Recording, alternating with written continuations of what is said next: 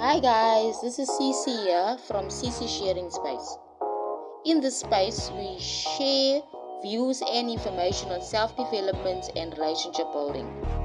Please subscribe to my channel and click on the notification button and to receive notifications for the new videos. And also, don't forget to click on the like button. Enjoy, thank you. Welcome guys once again to my channel. I would like to make a video today about speaking about marriage. Is marriage still relevant in the 21st century? In this modern world that's fast-paced with so many different options where people don't have to get married anymore. However, still culturally and even sometimes religiously, we're still forced or obliged to get married. And in a society where everything is changing so fast with technology and all the advancements of women's rights and all the other liberations that women are given since the early times of the 50s and stuff, right? Women they had no choice before to get married. Okay, I'm speaking in the concept from a woman's point of view and also in a man's point of view. Is marriage still relevant? Okay, speaking as a person who's currently married, and I've been married for a while, marriage has always been part of my society I come from. Marriage basically means that two people come together and make a life together. Marriage to some people say it's like a prison, and mostly men have this perception that marriage is more like a prison. And yet, marriage is one of the oldest constitutions in the human history. When two people come together, previously before the gay and lesbian phenomenon came about, male and female heterosexual relationships, male and female coming together and getting married. Now we have gay and lesbian marriages, which is also fine as well. It's just part of growth and development in the human society.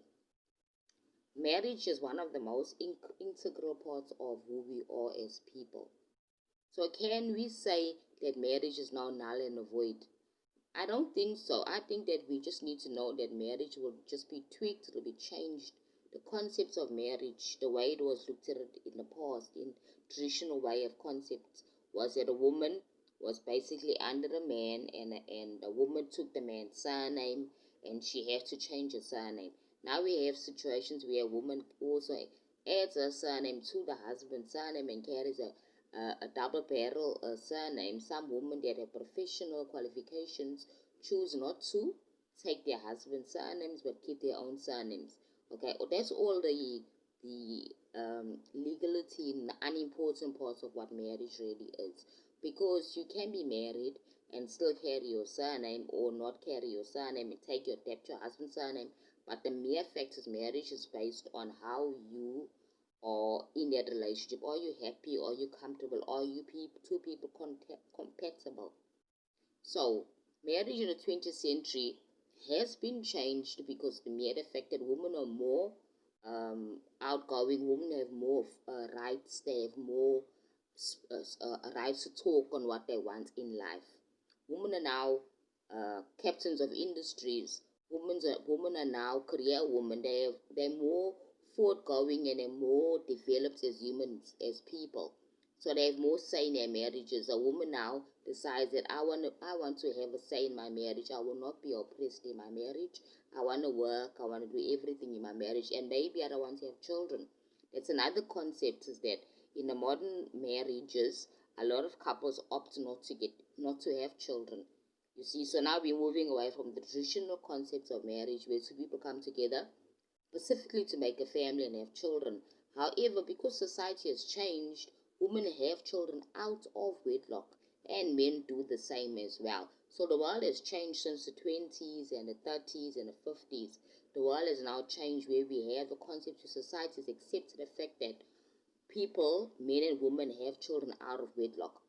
That does complicate the situation. However, that's the way it is, and we need to understand that even with marriage as it is now, it will always continue with something that will always be relevant, because there will be people that will decide in society that yes, I want to get married.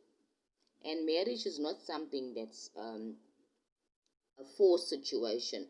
It's not something that you really have to experience in your life. Again, it's about choice.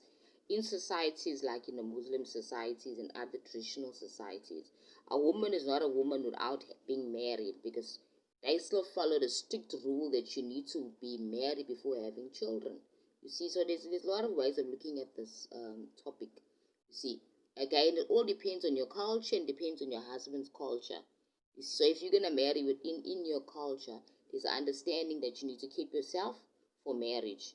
And this is happening less and less and less in the world, because women are marrying later. Women need to first now get degrees, finish their high school, go to university, get degrees. So a degree takes an average of 3 to 5 years, depending on what you want. To take you 3 to 7 years, even more, depending on what type of education you want to get, type of qualification you want to get.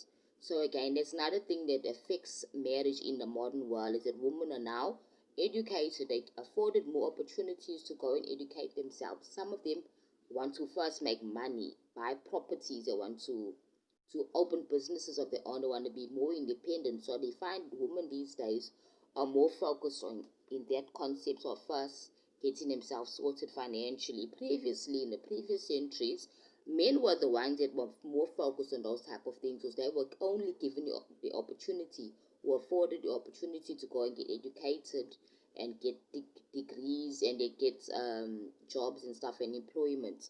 You see, and buy properties and prepare themselves. Now, women are now also empowered. So, a woman wants to first develop herself financially.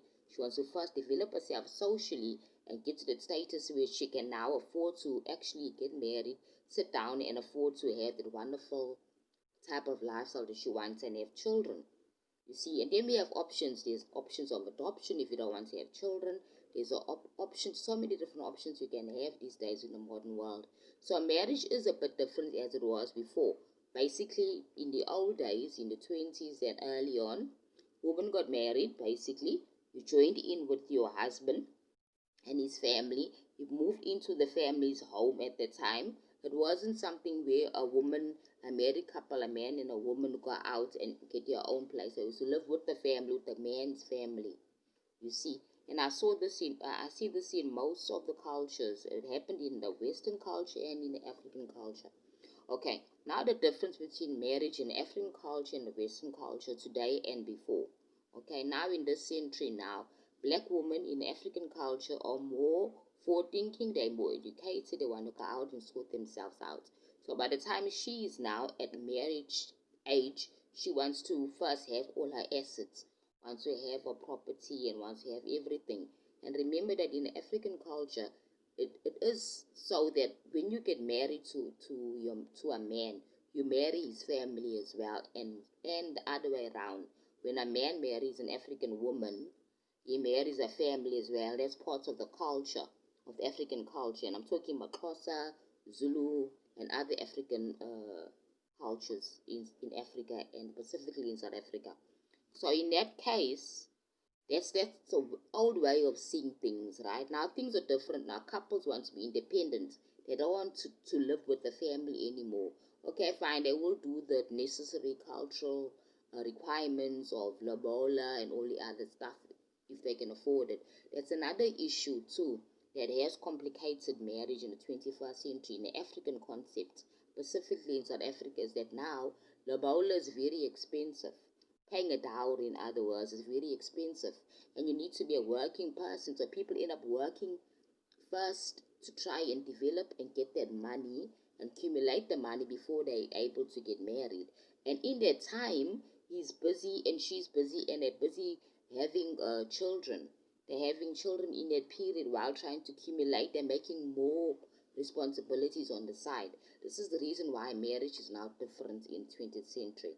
Before it wasn't like that, because it was a taboo. If a woman fell pregnant in the African culture specifically, she needed to marry that man. That man had to take accountability and pay the damage fees and take her, and this is his wife, and he has to marry her sooner or later. You see, so now life has changed in that way. But in the Western concept, they're more liberal in that sense that if a man makes a woman pregnant, right, he is responsible, he's the father, but he's not obliged to marry her. Okay. We can look at this thing in many various ways. Marriage is very complicated, and the 20th century has just complicated marriage even further because now there's a lot of financial uh, obligations now. There's a lot of issues with marriage, and they're all involving money because everything in this world, in this life, in this time now, in the 21st century, is about affordability. Can you afford it? Can you afford to get married? Can you afford to provide your wife that life that you want to have? However, people still make the mistake of having children out of wedlock. This is okay. Everybody does it now, but at the end of the day, let's be honest, it does complicate situations. It does complicate our lives. You see, so that's the difference between the 20th century and the previous centuries, where it was less complicated and there were not so many factors that influenced marriage and affected marriage. Okay, I'm gonna stop right now with this topic. I will make a second video to continue on this topic. Anyway, thank you so much for listening into my video, and I hope that it was informative. Thank you.